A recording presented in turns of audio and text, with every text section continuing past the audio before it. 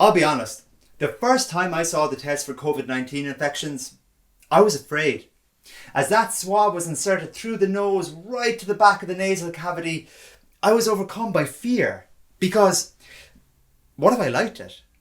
What if I was the one weirdo on the planet that actually enjoyed the test?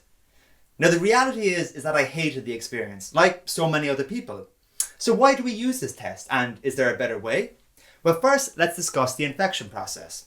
So you're a close contact with someone and now the virus is in your body.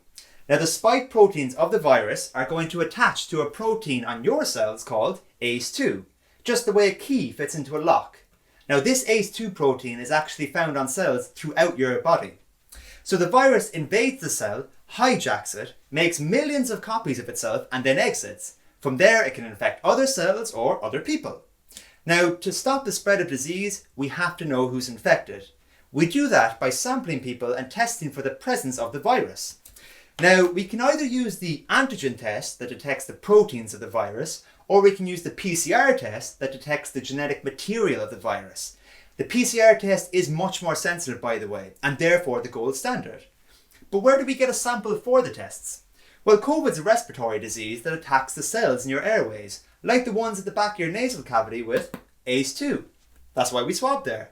But remember, other cells in your body have ACE2 also. In fact, infected cells in your gut actually shed the virus through feces, and we can measure the spread of COVID by testing wastewater facilities.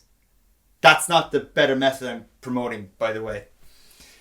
Okay, so another hotspot of ACE2 cells is the lining of your mouth, which poses an even better method for testing: saliva or spit. Simply spit into a sterile tube and send it away for testing.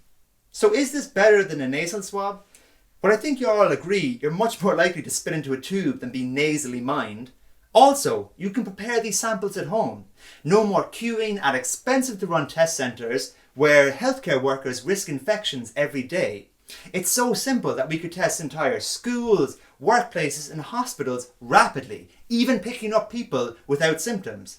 You simply spit into a tube at home and drop it off at a collection box, like a post box. A disgusting post box, filled to the brim with spit. But you can also use this test to test for antibodies towards COVID, showing whether you have immunity to the disease through either previous infection or vaccination. Now, all these benefits mean we might see widespread rollout of the saliva test very soon. In fact, the NBA tested many players and staff last year using this method. So you see, saving the world by stopping COVID is as simple as spitting into a tube. It's the wrong tube.